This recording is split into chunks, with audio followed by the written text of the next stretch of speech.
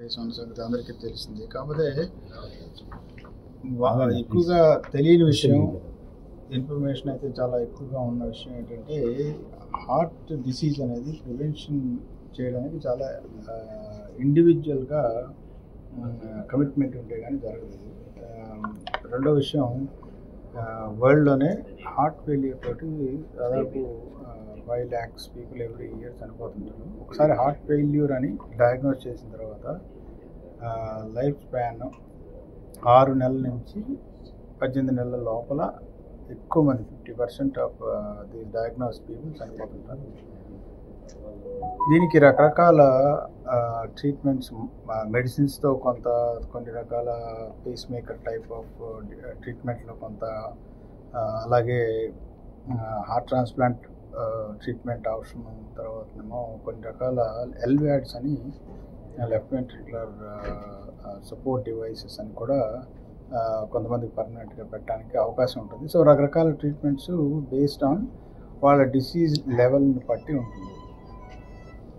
So దురదృష్టవశాత్తు heart failure కనుక diagnose అయ్యి వాళ్ళకి ట్రీట్మెంట్ అవసరం అయినట్లయితే ఒక స్ట్రక్చర్డ్ డయాగ్నోసిస్ స్ట్రాటజీ ద్వారా ఒక్కొక్క పర్సన్కి వాళ్ళకి అవసరమైన కస్టమైజ్ ట్రీట్మెంట్ ఇవ్వడానికి ఇవాళ స్టార్ హాస్పిటల్లో ఈ ప్రత్యేకంగా centre of excellence for heart disease అనే ఈ సెంటర్ని ఇనాగ్రేట్ చేయడం జరిగింది.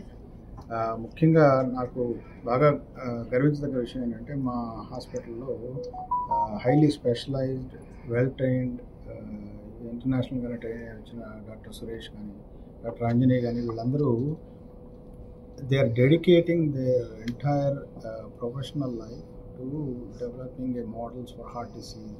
వాళ్ళకి హెల్ప్ చేయడానికి, వాళ్ళకి అన్ని రకాలుగా సరైన ట్రీట్మెంట్, ఫాలో అప్, అదేవిధంగా ఎప్పుడు ఎలాంటి ఇంటర్వెన్షన్ అవసరం అవుతుందో దాన్ని ముందుగానే నిర్ధారించుకొని పేషెంట్లకు బాగా దగ్గరుండి కౌన్సిలింగ్ చేసి అటువంటి ట్రీట్మెంట్ అందించడం ద్వారా వాళ్ళ లైఫ్ స్పాన్ని, క్వాలిటీ ఆఫ్ లైఫ్ ముఖ్యంగా దాన్ని, ఈ రెండింటిని ఇంప్రూవ్ చేయడానికి చాలా మంచి అవకాశం ఉంటుంది. సో రాబోయే రోజుల్లో దీన్ని మరింత మాధ్యమాల ద్వారా మీ అందరి ద్వారా ముందుకు తీసుకెళ్ళి ప్రజలకి అవగాహన క్రియేట్ చేసి వాళ్ళకి దురదృష్టవశాత్తు వచ్చే ఈ హార్ట్ ఫెయిల్యూర్ని మనం ఒక సైంటిఫిక్ వేలో ట్రీట్ చేయడానికి ఈ సిస్టమ్ బాగా ఉపయోగపడుతుంది. అందువల్ల ప్రజలు దీన్ని బాగా ఉపయోగించుకోవాల్సిందిగా నేను రిక్వెస్ట్ చేస్తున్నాను. అదేవిధంగా మా doctors, professionals, not only doctors, technicians కానీ అందరూ కూడా ఈ పేషెంట్స్కి అన్ని రకాల సహకారాలు అందించి వాళ్ళ లైఫ్ క్వాలిటీని ఇంప్రూవ్ చేయడానికి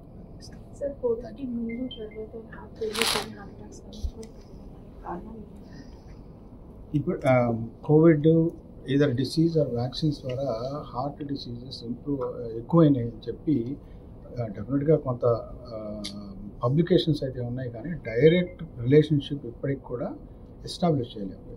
సో ముందు మనం ఉండొచ్చు. కాకపోతే ఇంకోటి ఏమైందంటే కోవిడ్ వల్ల ప్రజల్లో కొంత ఆరోగ్యం మీద అవగాహన వచ్చి వాళ్ళు ముందుకు వచ్చి పరీక్షలు చేయించుకోవడం ద్వారా కూడా ఇటువంటివి బయటపడడానికి అవకాశం ఉంది. అందువల్ల ఇంక్రీజింగ్ నంబర్ అనేది కోవిడ్ వల్ల వచ్చిందా, లేకపోతే ఆల్రెడీ సొసైటీలో ఎగ్జిస్టింగ్ ఉండేదాన్ని మనం ఇప్పుడు డయాగ్నోస్ చేస్తున్నాం అనేది ఇంకా సైంటిఫిక్గా నిర్ధారణ అవ్వలేదు. Okay, thank you.